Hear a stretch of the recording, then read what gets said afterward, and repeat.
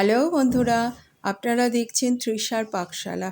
তৃষার পাকশালাতে আজকে আমি একটা মজাদার শুক্তো রেসিপি দিচ্ছি নতুন ফোড়নের। এটা আমার শাশুড়ি মার কাছ থেকে বা আমার বলতে পারেন শেখা। তো সেটা একটা মানে আমি তো ইস্ট বেঙ্গল আর আপনার এরা হচ্ছে এদেশীয়, যার জন্য এটা রয়েছে ওখান। আর আমাকে এবার কড়াতে গরম তেল দিলাম, তারপরে বড়ি দিলাম, বড়িটা দিয়ে দেবার পরে ভেজে তুলে রাখবো। আর সবজি দেব হলো আপনার আলু, পটল, কাঁচকলা, তারপরে বড়ি, উচ্ছে, সজনার ডাঁটা, তারপরে রাঙা আলু, এই সমস্ত সব সবজিগুলোই দেবো। আপনাদের সব কিছুই দেখাবো। এবার বড়িগুলো ভাজা হয়ে গেছে, আমি তুলছি। এবার তুলে নিয়ে এবার উচ্ছেটা ভাজবো। আমি একটু পরিমাণে বেশি করছি বলে একটু বেশি বড়ি দিচ্ছি। আপনারা আপনাদের বিউলির ডালের বড়ি আপনারা আপনাদের পছন্দ মতো এই বড়িটা দেবেন। মশলা বড়িও দেওয়া যায়, কোনো অসুবিধে নেই এতে। নিরামিষের দিনেও আপনারা এটা খেতে পারবেন। এবার উচ্ছে দিলাম, উচ্ছেটা দেওয়ার পরে এবার সামান্য নুন দিয়ে দিলাম। নুন দেওয়ার পরে একটুখানি ভেজে নেড়ে চেড়ে নামিয়ে নিলাম। হ্যাঁ, তৃষার পাকশালাকে সাবস্ক্রাইব করতে ভুলবেন না।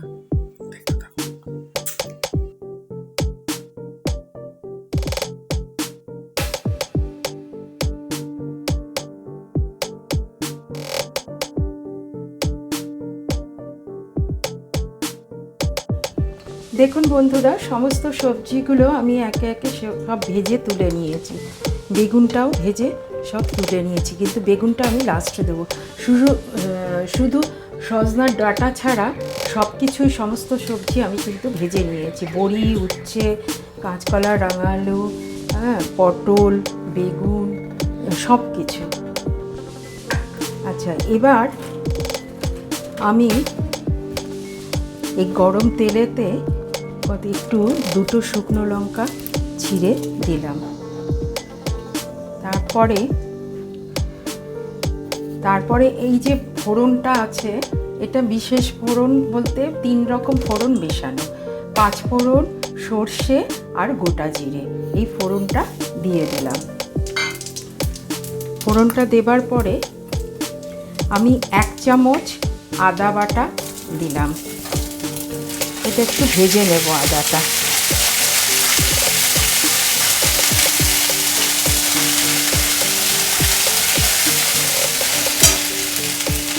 এবার একটু হলুদ দেব, বেশি হলুদ না, সামান্য হলুদ দেব।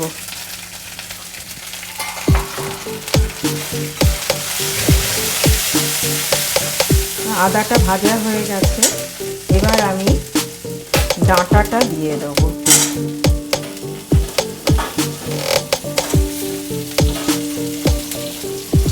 ডাঁটা, তেজপাতা সব দিয়ে দেবো।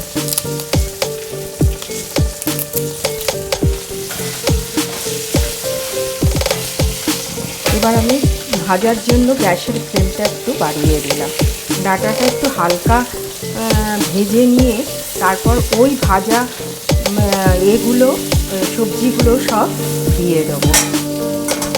তৃষার পাকশালাকে আপনারা সাবস্ক্রাইব করবেন, লাইক করবেন, শেয়ার করবেন আর অতি অবশ্যই কমেন্ট করবেন। এবার ডাঁটাগুলো ভাজা হয়ে গেছে, সমস্ত ভাজা মশলাগুলো, ভাজা সবজিগুলো দিয়ে দিলাম।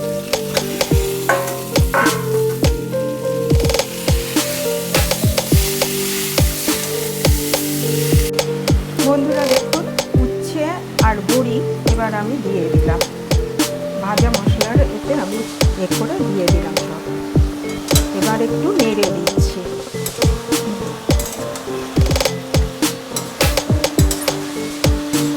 দিয়ে এবার জল দিয়ে দিলাম।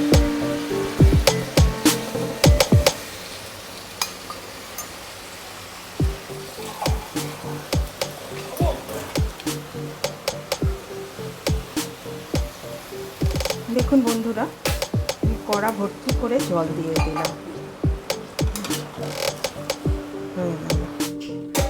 বন্ধুরা, এগুলো সেদ্ধ হয়ে গেছে, বড়ি, ডাঁটা, আলু, কাঁচকলা। আমি কিন্তু এখনও বেগুন দিইনি, কেন বেগুনটা গলে যাবে বলে। সব সবজি সেদ্ধ হয়ে গুঁড়ো গুঁড়ো হয়ে গেছে। এইবার আমি এর মধ্যে সর্ষে বাটা দেব, তারপর দুধ দেব, তারপর ঘি দেব। অসাধারণ লাগে শুক্তোটা খেতে। এবার দেখুন আমি একটু নুন দিয়ে দিলাম। নুন দেওয়ার পরে একটু চিনিও দিয়ে দিলাম।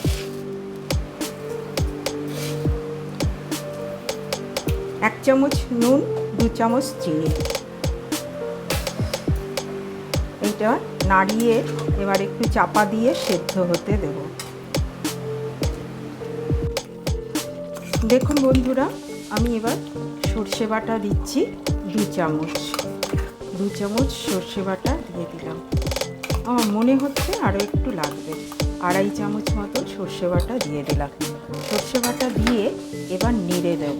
আমি দেখুন শুকিয়ে গেছে। আমি কিন্তু এত শুকনো রাখবো না, আরও কিন্তু ঘন হবে। এবার সর্ষে বাটাটার কাঁচা গন্ধও কিন্তু থাকবে না। আপনারা সর্ষে পোস্ত একসঙ্গে বেটেও দিতে পারেন। পোস্তর যা দাম, এবার বেগুনগুলো দিয়ে দিলাম।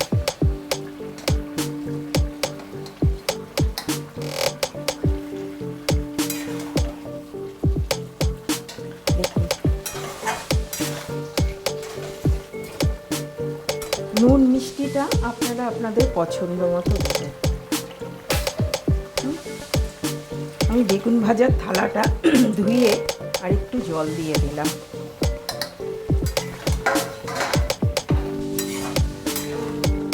এবার আমি কিন্তু দুধ দেবো। দেখুন প্রায় 2 কাপ মতন আমি দুধ দিয়ে দিলাম। এতে কী হলো, শুক্তোর যে জুসটা সেটা। আর আপনারা যদি মনে করেন জলের বদলে পুরোটাই দুধ দিয়ে করবেন, সেটাও আপনারা করতে পারেন, এতে টেস্টটা আরও বেশি আসবে। এবার আমি ঘি দিয়ে দেবো। নাবানোর আগে ঘিটা দেব। হয়ে গেল আমার শুক্তো রেসিপি। তৃষার পাকশালাকে সাবস্ক্রাইব করবেন, লাইক করবেন, কমেন্ট করবেন।